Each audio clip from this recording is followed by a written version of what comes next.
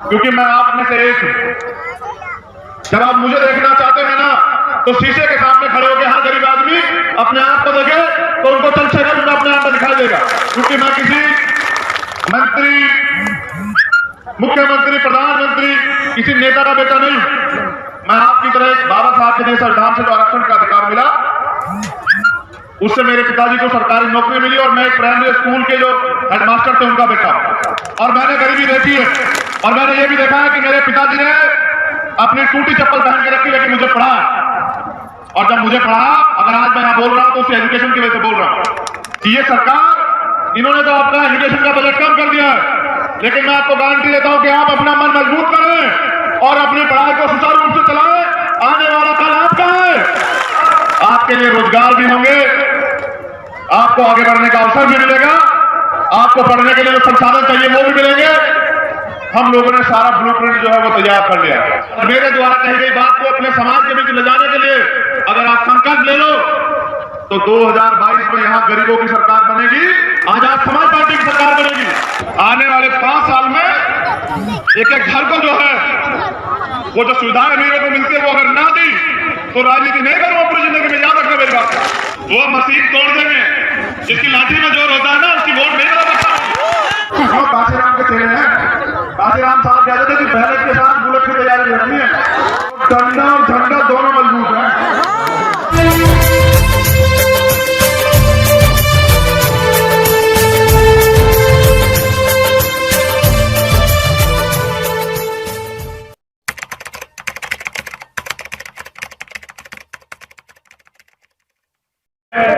Minus temperature में अपनी duty को, अपनी जिम्मेदारी को अदा करती है। और एक ये आर्मी जो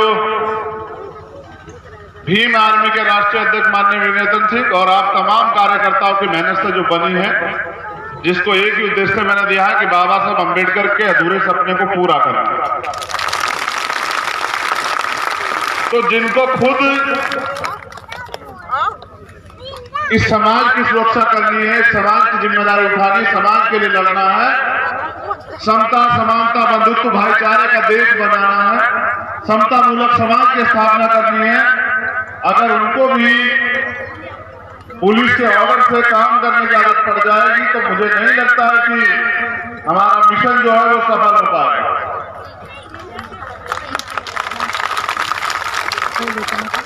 और जहां तक आपने मुझे सुनाओगे बात, मैंने पहली बार अपने किसी मंच से माइक से कही है कि भीम आर्मी के कार्यकर्ता अपनी जिम्मेदारी नहीं समझ रहे,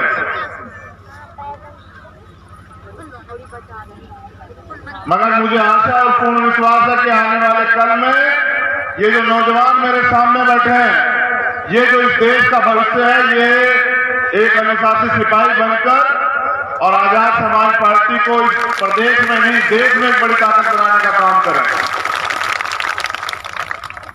इस प्रोग्राम के आयोजक, यहाँ की कमेटी, यहाँ की जिले की टीम, हमारी महिला मोर्चा की नेता, हमारे सम्मानित नेता अरविंद भौतिक जी, मैं धन्यवाद करता हूं कि आपने मुझे मौका दिया आने का।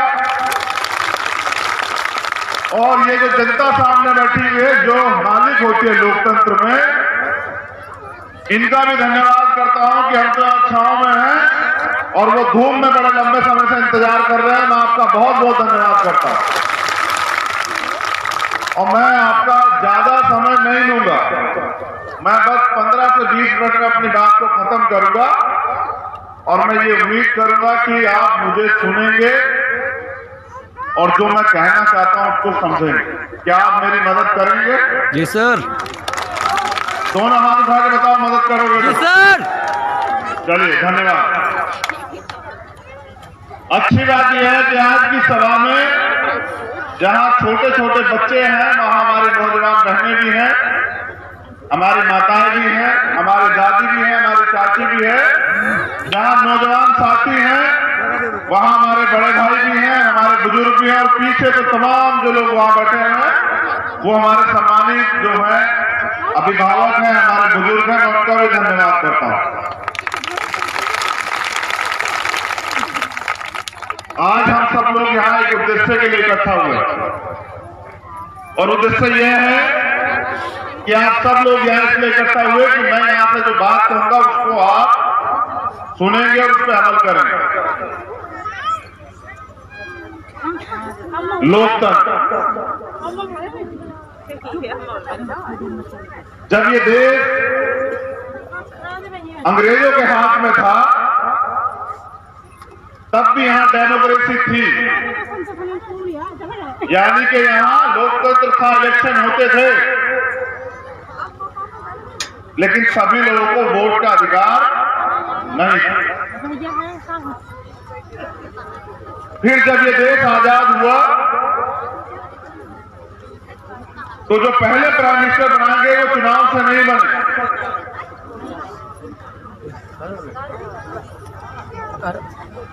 ब्रिटिश गवर्नमेंट ने, अंग्रेज सरकार ने यहाँ ऐलान किया कि पहले आपको, अगर हम आपके हाथ में दे देते हैं, आप चलाओगे कैसे, तो आपको एक संविधान जो है देश का बनाना पड़ेगा। और जब अंग्रेज पूरी दुनिया में ढूंढते फिर रहे थे कि कोई ऐसा व्यक्ति मिल जाए जो संविधान को लिख दे, घूम गया उस तब ब्रिटिश गवर्नमेंट के कुछ जिम्मेदार लोगों ने उनसे कहा कि तुम्हारे देश में तो एक ऐसा आदमी रहता है, इतना विद्वान व्यक्ति रहता है कि वो चाहे तो हमारा संविधान दोबारा लिख दे, तुम यहां घूम रहे हो, तुमको जाके बाबा साहब अम्बेडकर से संविधान लिखवाना चाहिए। लेकिन इस देश में फैली जाति व्यवस्था की वजह से एक अछूत से संविधान लिखने को कोई राजी नहीं था। और जो उस समय के नेता थे उन्होंने तो ये कह दिया कि बाबा साहब अम्बेडकर, हम दरवाजे नहीं, संसद की खिड़कियां भी बंद कर देंगे, हम आपको संसद में नहीं घुसने देंगे। लेकिन कुछ इस देश के समझदार लोगों ने अपनी सीट छोड़ के बाबा साहब अम्बेडकर को मेंबर ऑफ पार्लियामेंट बनाया, लोकसभा का मेंबर बनाया, सांसद बनाया। और जब बाबा साहब मेंबर ऑफ पार्लियामेंट बने तो उनके द्वारा लिखित संविधान से इस शोषित वंचित समाज में और भारत को संविधान मिला, और इस शोषित वंचित समाज को जानवर के जीवन से इंसान का जीवन जीने के लिए अधिकार मिले। अब ये लोकतंत्र में ये पूरी व्यवस्था क्यों बनाई गई? ये नौजवान मेरी बात पे गौर करें। ये व्यवस्था इसलिए बनाई गई कि जब ये देश आजाद हुआ तो पावर तो ट्रांसफर हुई, लेकिन ना तो इस देश की धरती बटी, ना ही देश का धन बटा, ना ही देश में गरीबी मिटाने के लिए कोई प्रोग्राम आया, ना ही गरीबों को हिस्सेदारी मिली। जो उस समय भी गरीब था वो आजादी के बाद भी गरीब रह गया, जो उससे पहले अमीर था वो आजादी के बाद भी अमीर हो गया। और इस व्यवस्था में इस देश का एक बड़ा समाज, जिनको हम वंचित वर्ग के लोग कहते हैं, वो अधिकारों से वंचित रह गए। ये लोकतंत्र व्यवस्था इसलिए बनी कि वो जो सुविधाएं सरकार द्वारा लागू की जाएंगी वो देश के अंतिम व्यक्ति को, प्रदेश के अंतिम व्यक्ति को मिल जाए। और गौर करना, 7 बुनियादी जरूरत जो लोकतंत्र में संविधान के अकॉर्डिंग, संविधान के अनुसार देश के प्रत्येक व्यक्ति की को मिलनी चाहिए, वो है रोटी, कपड़ा, मकान, चिकित्सा, शिक्षा, सुरक्षा और रोजगार। ये 7 चीजें सरकार आपको देगी ही देगी। ये लोकतंत्र में संविधान में गारंटी है। लेकिन इतने चैनल बनाए गए हैं, इतनी तरह की खिड़कियां बनाई गई हैं कि 71 साल की आजादी में आज भी हमारे लोग जो हैं, जब मैं गांव में जाता हूं तो वो रोटी की वजह से परेशान हैं। उनके सर पे छत नहीं है, उनको, उनके लिए रोजगार नहीं है, उनके लिए अच्छे पानी की व्यवस्था नहीं है, उनके लिए गांव में तमाम कोई ऐसी और सुविधाएं नहीं है। और सरकार, जितनी भी सरकारें आपने देखी, वो चुनाव से पहले तमाम खोखले दावे आपके सामने करेंगी। सड़क बनवा देंगे, ये करवा देंगे, वो करवा देंगे। मैं आपसे कहना चाहता हूं कि ये 7 चीज जिसकी गारंटी आपको सरकार देती है, ये तो सरकार बनने का आपको मिलनी चाहिए, लेकिन उससे ज्यादा जो है वो मिलना चाहिए आपको आगे बढ़ने का अवसर। आपको भी ये जो देश की मुख्य धारा है उसमें आने का मौका मिलना चाहिए। बाबा साहब ने कहा कि संविधान से सामाजिक गैर बराबरी तो दूर हो जाएगी, इसलिए उन्होंने आर्टिकल 14 लिखा, आर्टिकल 15 लिखा, आर्टिकल 19 लिखा। इस देश में रहने वाले नागरिकों के मूल अधिकार लिखे, लेकिन उन्होंने मूल कर्तव्य भी लिखे। आर्टिकल 51 में उन्होंने लिखा कि इस देश के प्रत्येक नागरिक को भारतीय संविधान की सुरक्षा करती है। और आज मैं यहां इसलिए हूं कि वर्तमान की जो सरकारें हैं वो संविधान को कुचल देना चाहती हैं, और जिस दिन संविधान कुचला गया तो आपके हिस्से में अगर कुछ आएगा तो वो आएगी गुलामी, जो आजाद भारत से पहले थी। ये जो तमाम पुलिस के लोग यहां खड़े हैं, जब संविधान नहीं रहेगा तो इनके पास भी रोजगार नहीं रहेगा।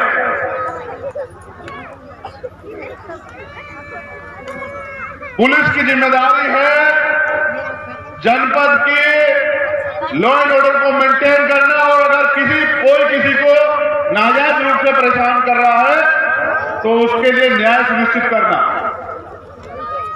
लेकिन आज सरकारों के इशारे पे आप देखिए कि हाथरस में क्या होता है कि पूरा प्रशासन और सरकार मिलकर पीड़ित परिवार को डराने और दबाने में लग जाती है।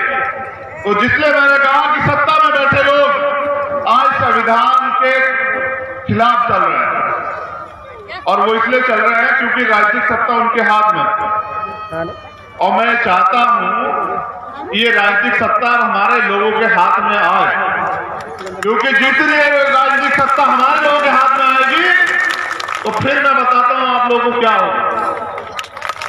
अब मेरी बात पे आप गौर करें, गरीबी में रहना कोई भगवान का अभिशाप नहीं है कि आप गरीबी में रहेंगे, मगर वो चाहते हैं कि आप इसलिए गरीबी में रहें कि आप इन सरकारों से सवाल ना कर पाए।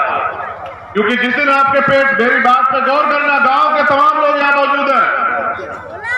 अब सोचिए अगर आपके पेट की आपको ये पता महसूस हो जाए कि भाई आप पे 4 दिन का राशन है, तो क्या आप एक दिन आराम नहीं करोगे? बताओ, करोगे नहीं करोगे? और जब आपको पता है कि आपको तो कल को काम पे जाना पड़ेगा वरना राशन नहीं है, तो क्या आप परेशान होते भी, बीमार होते भी आराम कर पाओगे?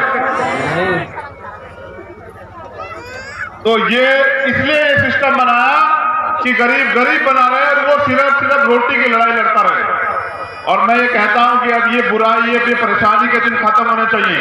क्या आप ये चाहते हैं परेशानी के दिन खत्म हो जाए? कितने लोग चाहते हैं? दोनों हाथ उठा के बताइए। देखिए,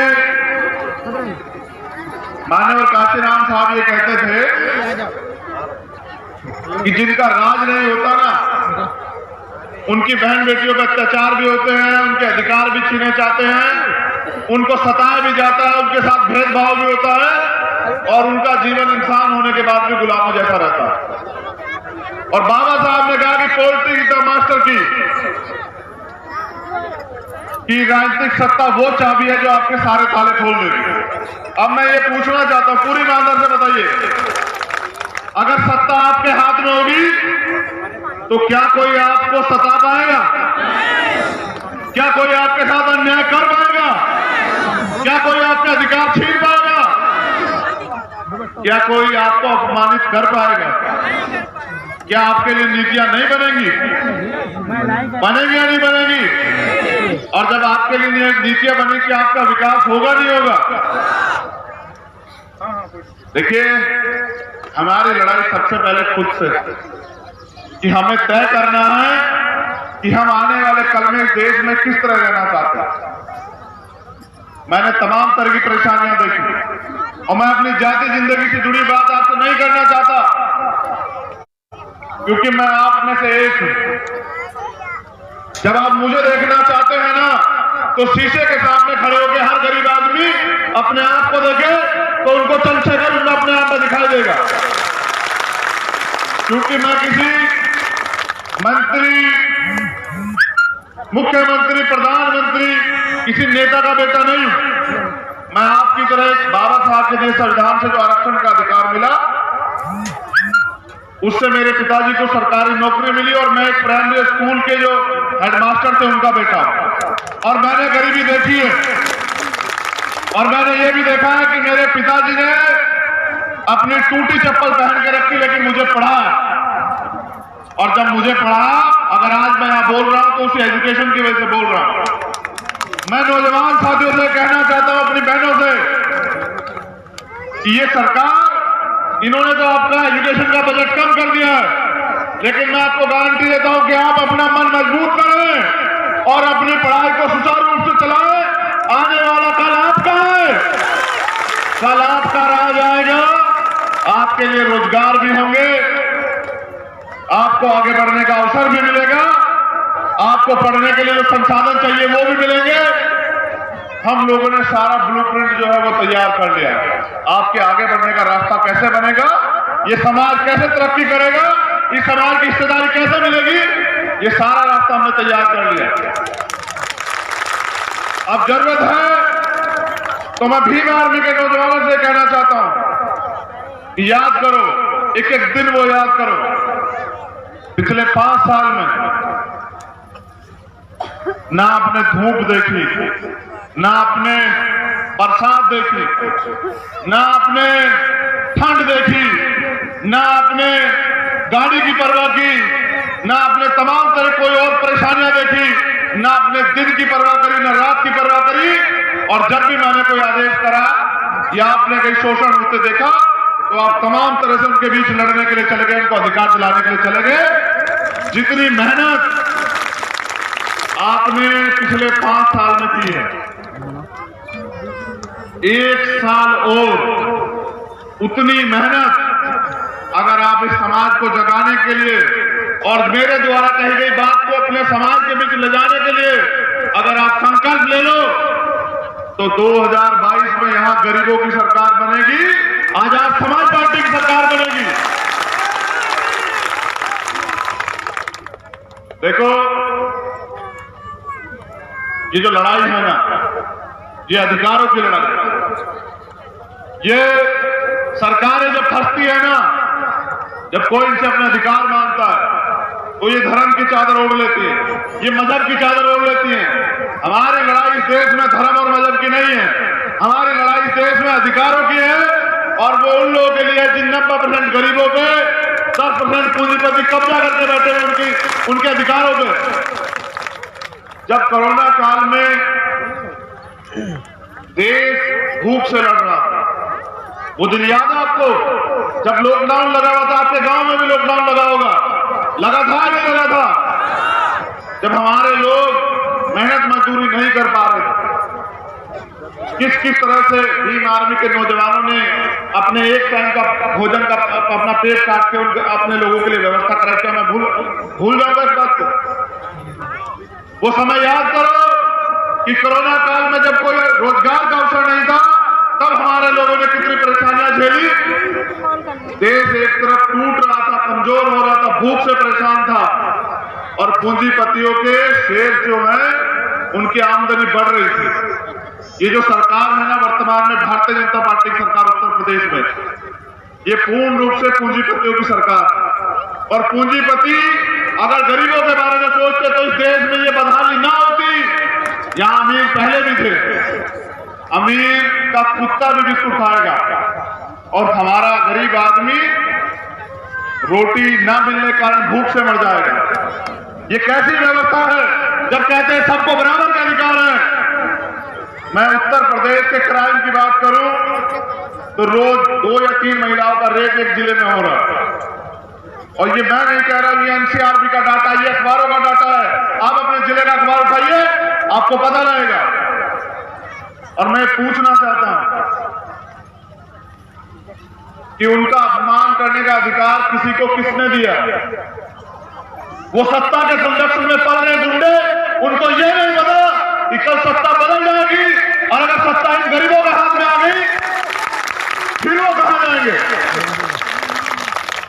ये लोकतंत्र की धज्जा जिस तरह सरकार उड़ा रही है ना, मैं अपने लोगों से कहना चाहता हूं कि भाईचारा स्थापित करें। एक कमजोर वर्ग के लोगों में, इस देश के सोए में समाज में वो भाईचारा पैदा करें और उनको उनकी वोट की वैल्यू को समझाएं कि वोट का अधिकार बाबा साहब ने हमें बिकने के लिए नहीं दिया है। वोट का अधिकार बाबा साहब ने हमें गुलामी से मुक्ति के लिए दिया है।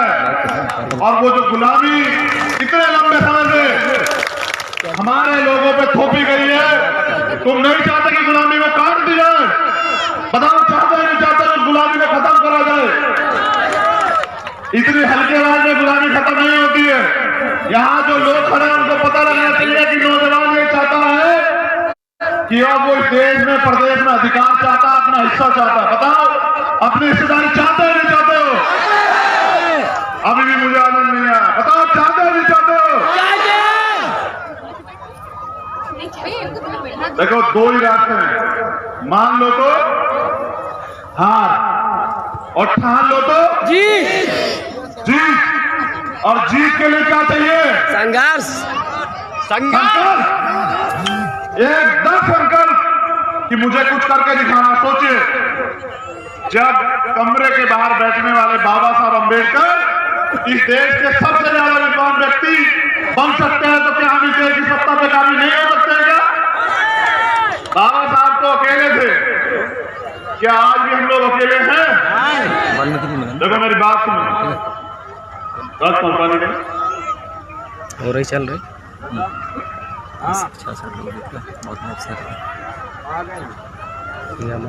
ये बोतल देख रहे हो? देख रहे हो नहीं देख रहे हो? कौन सी कंपनी की है?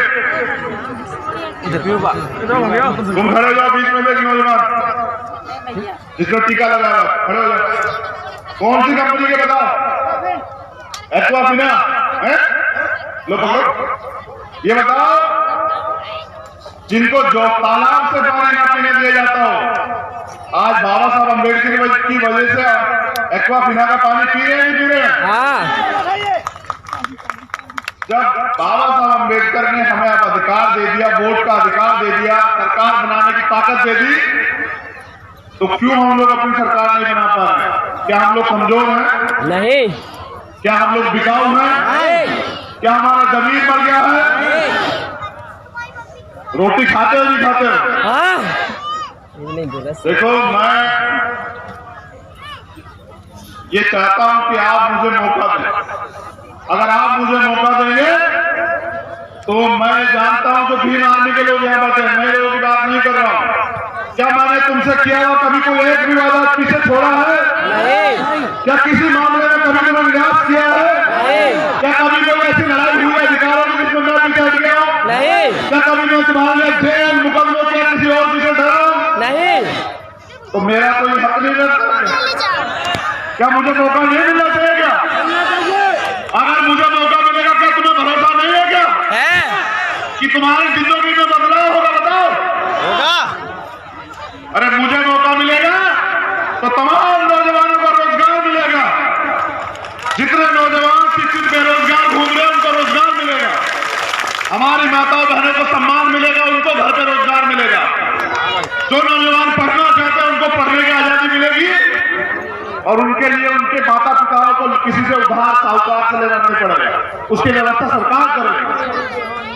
यहाँ 8.5 रुपए यूनिट बिजली, ये बताओ, रोजगार एक साल में सरकार ने नहीं दिया जब तक कोरोना का काल चला, और 8.5 रुपए यूनिट बिजली दे रहे हैं।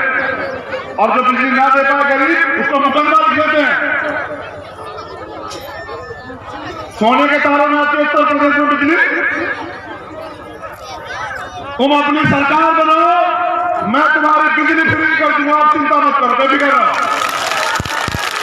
ये जिन जरूरतों में तुम्हारी मेहनत की सारी कमाई खर्च होती है, वो सारी जरूरतें मैं तुम्हें दूंगा। लेकिन तुम ये तय करो कि अब इस प्रदेश में गरीबों का राज आएगा। बताओ तय करते हो नहीं करते हो? खींचो अपनी मुट्ठियों से और करो वादा कि हम इस प्रदेश में जी जान लगा देंगे और एक एक दिन को आखिरी दिन समझ के घर से निकल जाएंगे और एक एक व्यक्ति को जगा के जो है आजाद समाज पार्टी के लिए वोट की व्यवस्था करेंगे। बताओ करोगे नहीं करोगे? देखो सुनो, एक गलती बहुत बड़ी हो रही है। जब भी कोई ईमानदारी से लड़ता है हमारे लोग उसका साथ नहीं देते। जब बाबा साहब अम्बेडकर लड़ रहे थे तो हमारे लोगों ने उनका साथ नहीं दिया। जब माननीय काशीराम साहब लड़ रहे थे तो उत्तर प्रदेश के अलावा किसी प्रदेश में उनका साथ नहीं दिया। लेकिन भीम आर्मी ने मुझे ताकत दी है कि चाहे यूपी हो या कर्नाटक हो, बिहार हो या बंगाल हो, जिस जिले में जाता हूं, जिस प्रदेश में जाता हूं, युवाओं की ऐसी फौज खड़ी होती है जो मेरे एक इशारे पे कुछ भी करने को तैयार है। आपने जो मुझे नाम दिया, आपने जो मुझे पहचान दी, क्या मैं उस कर्ज को अधूरा छोड़ दूं या मैं कुछ करूं? बताओ, तुम मुझे कुछ करते देखना चाहते हो नहीं चाहते हो? अच्छा तुम एक चीज का जवाब दो, पूरी ईमानदारी से अपने दिल पे हाथ रख के बताओ। अगर मैं ताकतवर हूं बाबू, क्या तुम लोग कमजोर हो जाओगे? नहीं, एक झूठ में नहीं आते जाना, सच बताओ। ताकतवर हो गए कमजोर? तो फिर तुम लोग ताकत मुझे देने के लिए क्यों तैयार नहीं हो? बताओ बताओ, तैयार हो या नहीं हो? अगर तुम तैयार हो तो मैं वादा करता हूं कि आज के दिन पे जालौन के लोगों को गर्व है और आपको गर्व होगा कि आपने ऐसे व्यक्ति को अपना नेता माना, ऐसे व्यक्ति को जिम्मेदारी दी जिसको दुनिया में कोई नोट नहीं बना जो खरीद ले। देखो, जो लोग मेरी कामयाबी को नहीं रोक सकते हैं, जो लोग मुझे आगे बढ़ने से नहीं रोक सकते, वो सिर्फ मेरे खिलाफ दुष्प्रचार कर सकते हैं। आप तमाम लोग गवाह हैं।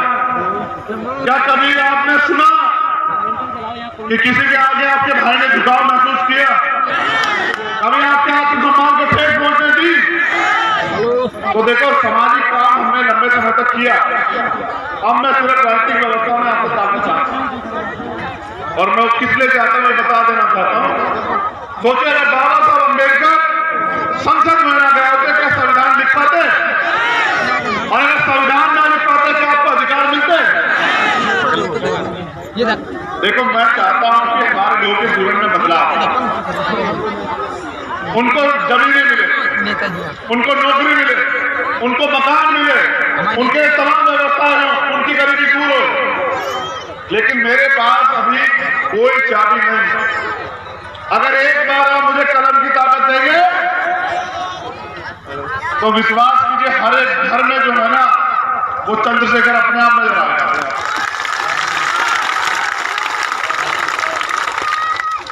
क्या ये जो सम्मानित बुजुर्ग हमारे यहाँ बैठे हैं, हमारी बहनें बैठी, क्या मेरा विचार नहीं बनता कि कुछ करके दिखाओ अपने लोगों के लिए? बताओ, अगर मुझे मौका मिलेगा तो क्या मैं अपने लोगों पे गुलामी टिकने दूंगा?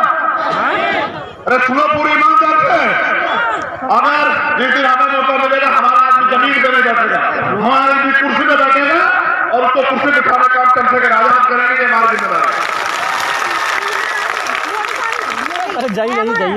हमारी मेहनत का पैसा, हमारी मेहनत का पैसा, जो ये जो गरीब लोग हैं ना इनको झूठ बताया जाता है कि भाई ये तो टैक्स नहीं देते। अरे एक शर्ट से लेके जूता खरीदो, घड़ी खरीदो, सब चीज में टैक्स जाता है। आपके दिए टैक्स से देश चलता है और सरकार में बैठे लोग उस पैसे का गबन कर जाते हैं। तमाम तरह की योजनाएं कागजों में। बाबा साहब अम्बेडकर ने कहा शिक्षा श्रेणी का वो दूसरे जो पिएगा बाहर है। आज की जो वर्तमान की सरकार है, इन्होंने एजुकेशन का बजट 6% कम कर दिया है। बताइए आपके बच्चे कैसे पढ़ेंगे?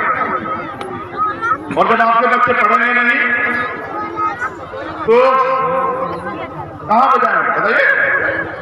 जितनी सरकारी कंपनियां हैं, मोदी और उनके सहयोगी लोग, ये सब लोग जो है बेच रहे हैं। अभी उन्होंने बजट में कहा कि 1,73,000 करोड़ रुपए चाहिए, उसके लिए हम लोग 2 बैंक बेचेंगे, हम एक इंश्योरेंस कंपनी बेचेंगे, हम LIC बेचेंगे, हम रेलवे बेचेंगे। जब सरकारी डिपार्टमेंट खत्म हो जाएंगे तो आरक्षण बचेगा ना बताइए? और जब आरक्षण नहीं बचेगा तो जो लोग आज आपसे जो भेदभाव करते हैं, क्या आपको अपनी बराबर कुर्सी बैठने देंगे? और जब आप इस देश में बराबरी का अधिकार नहीं पा पाओगे तो आप इस देश के मालिक कैसे बनेंगे बताइए? देखिए, एक नियम है प्राकृतिक कि माँ भी बच्चे को दूध तब पिलाती है जब बच्चा रोने लग जाता।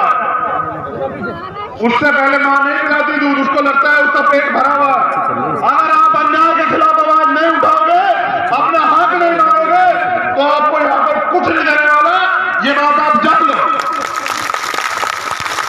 और अगर आप अपनी वोट का सही प्रयोग करो, एकजुट हो जाओगे, एकता दिखा के तमाम तरह की चीजों को भूल कर एकजुट होकर अपना मत करोगे और आप अपने बीच के व्यक्ति को अपना नेता बनाओगे, तो बताओ कि आपकी जिंदगी में बदलाव होगा या नहीं होगा?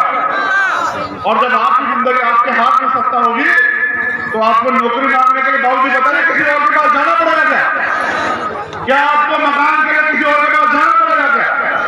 तो ये तमाम तरह की जरूरतें आपके जीवन में है, ये कलम से पूरी हो जाएगी नहीं हो जाएगी बताइए बाबूजी? तो जो तमाम तरह की परेशानियां आपकी जिंदगी में थी, उन परेशानियों के अंत होने का समय आ गया है, क्योंकि अब आपके बच्चों ने कमान कमा लिया है। मैं चाहता हूं जितने समाजिक बुजुर्ग यहाँ बैठे हैं, वो दोनों हाथ उठाने नौजवानों का आशीर्वाद दें और उनको ये कहे कि जाओ आगे बढ़ के और करो मेहनत और हम तुम्हारे साथ हैं। ये दोनों हाथ उठाने हमारे समाजिक बुजुर्ग यहाँ बैठे हैं, ये नौजवानों का आशीर्वाद देंगे। होते फोन नहीं उठा रहा, मिल लगाओ दोनों यार एक नहीं। जंजन में ऐसे बात नहीं, हम ऊपर गए जंजन में ऐसे बात नहीं मानो। अब ये बताओ, आपको अपने बच्चों के ऊपर भरोसा है? अगर आपको भरोसा है तो ये बताओ, उनके भरोसे पर खरा उतरोगे नहीं उतरोगे? ऐसा तो नहीं दूसरों की तरफ धोखा देके भाग जाओगे। देखिए सुनिए, ये तमाम बातों के बाद मैं एक अंतिम बात आपसे कहना चाहता हूं कि एक तरफ पूंजीपति लोग हैं, पैसे वाली पार्टियां हैं, और एक तरफ आपकी अपनी गरीब लोगों की पार्टियां हैं, अपनी आपकी अपनी खुद की पार्टी है। ऊपर सही और गरीब का दर्द कौन समझ सकता है? कौन समझ सकता है गरीब का दर्द? शोषण कौन खत्म कर सकता है? जिसने शोषण सहा हो, जिसने शोषण देखा हो। गांव की समस्या कौन खत्म कर सकता है? जिसने गांव की समस्या देखी हो। अगर ये अरविंद भौतिक आगे बढ़ेगा तो बताओ इस क्षेत्र का विकास होगा नहीं होगा? बताओ। अगर ये आगे बढ़ेगा आपके अपने बीच का आपका अपना बेटा, तो क्या ये आपके लिए काम नहीं करेगा क्या? तो क्या इसको मौका मिलना चाहिए नहीं मिलना चाहिए? बताओ। इसको मौका दो नहीं दोगे? बताओ।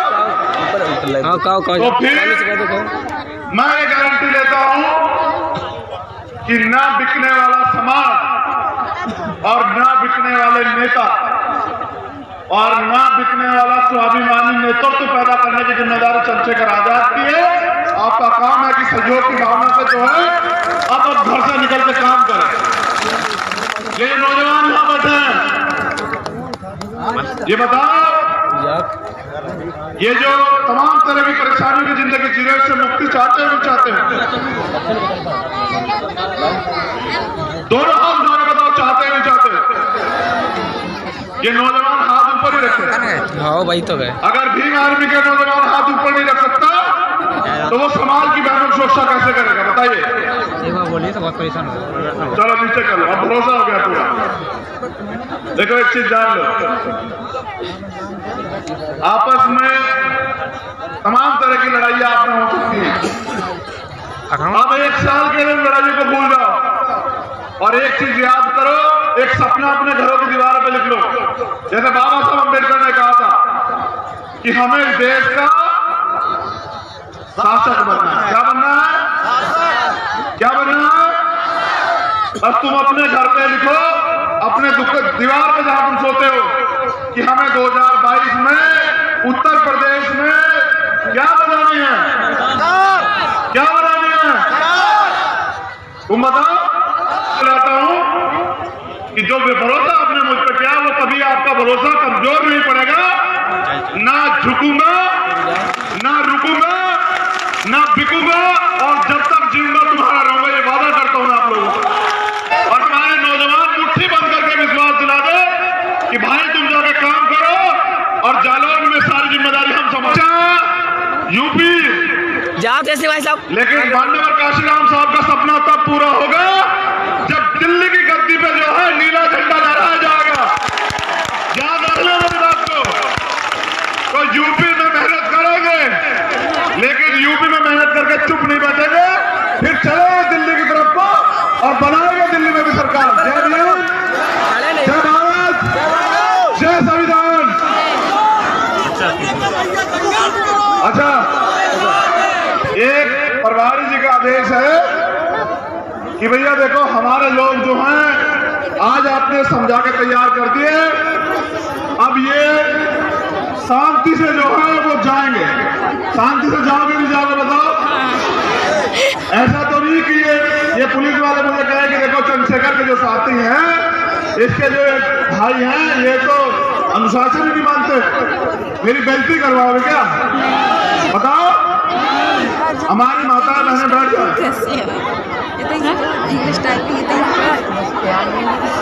अरे यार जालौन में जो प्यार दिया, बैठ जा बैठ वो प्यार याद रहेगा।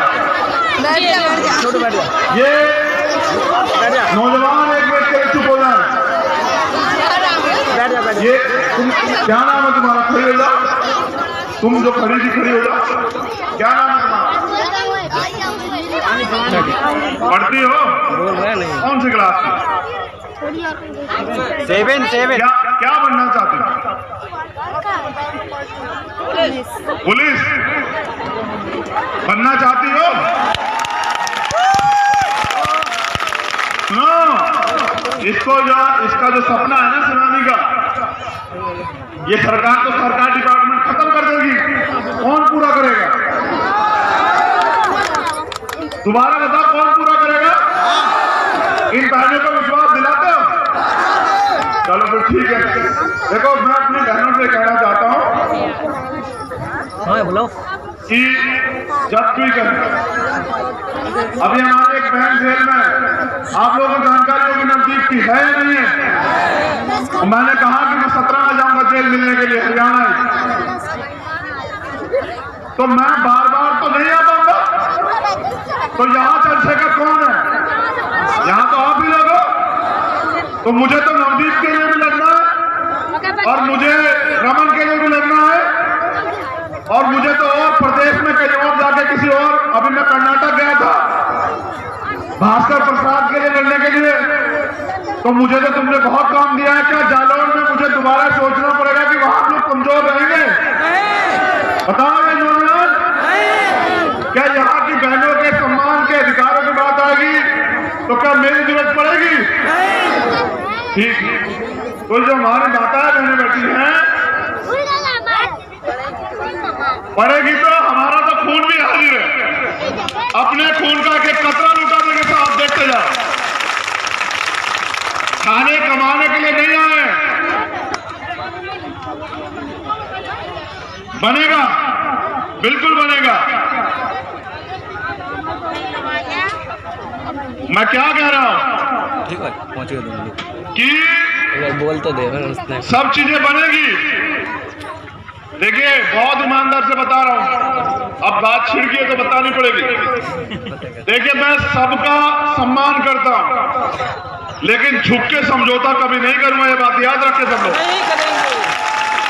जहां हमारे लोगों के अधिकार की बात आएगी, उनकी मान सम्मान की बात आएगी, वहां आप मुझे सिर्फ वहीं खड़े देखना जहां उनकी बात हो रही होगी। ये बात अब याद रखो।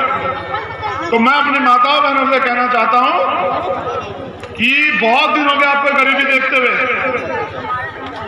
आने वाले 5 साल में एक एक घर को जो है वो जो सुविधाएं अमीरों को मिलती है वो अगर ना दी तो राजनीति नहीं करूंगा पूरी जिंदगी में। याद रखना मेरी बात। एक एक परिवार से अगर ये दुआ ना निकले या आशीर्वाद ना निकले कि चंद्रशेखर मेरा बेटा है, तब मैं इस बात को मान लूंगा कि मैं झूठा हूं। बस एक बार जब अब आपके बीच तमाम तरह के लोग आएंगे, मैं एक बार इनको कह दूं कि भ्रमित हो जाएंगे। क्या माँ भी बेटे ना अपनी जीवन के आखिरी समय तक ऐसा ही रहूंगा जैसा आज। खाना कमाने के लिए नहीं आया हूं।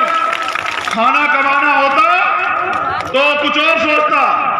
अपने लोगों की इस जिंदगी में बदलाव करने के लिए आओ, करके रहूंगा। जब तक ये ना कर दूं चैन से नहीं कर दूंगा। लेकिन आपके साथ की जरूरत पड़ेगी, बताओ। ऐसा तो नहीं बेटे को छोड़ के साइड में खड़ी हो जाओगी। दोनों हाथ उठा के बताओ। अभी बता देना कि तू अकेला लड़ता रहे, हम साथ नहीं देंगे तेरा। दोगे नहीं दोगे? चलो ठीक है। और तुमने कहा हमने मान लिया, हम तुम्हारे खून में मान लेते हैं बात का। तो मुझे सुनने के लिए बहुत बहुत धन्यवाद। और अनुशासन जो है वो बना के रखना।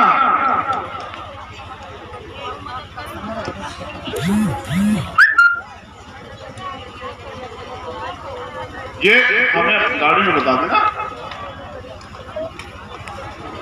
तो इजाजत चला जाऊं आपके बीच से, इजाजत दोगे नहीं दोगे? ये बताओ, नौजवान अनुशासन बना के रखेंगे नहीं रखेंगे?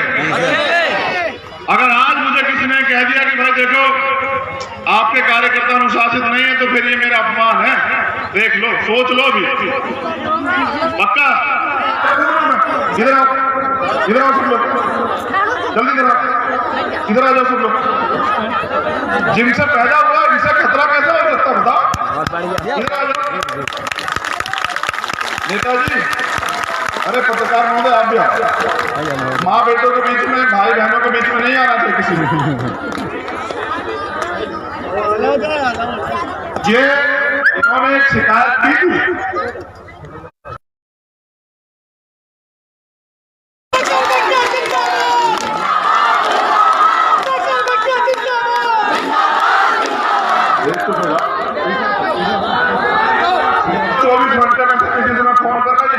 तैयार मिलेगा, ठीक है? अखंड कहाँ है? और ये अखंड अपना भी नंबर देगा। मैं देखो अम्मा कुछ कहेंगे और यहाँ पे जो अधिकारी उनके संज्ञान में लिया, ठीक है? ठीक है।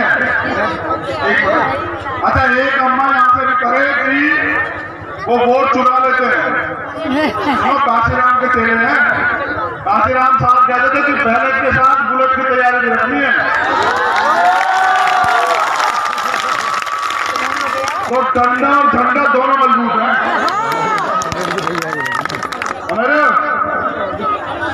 वोट तो बहुत बड़ी बात है। आपका जूता नहीं दिखा सकता तो हमारे रहते। चलो आशीर्वाद।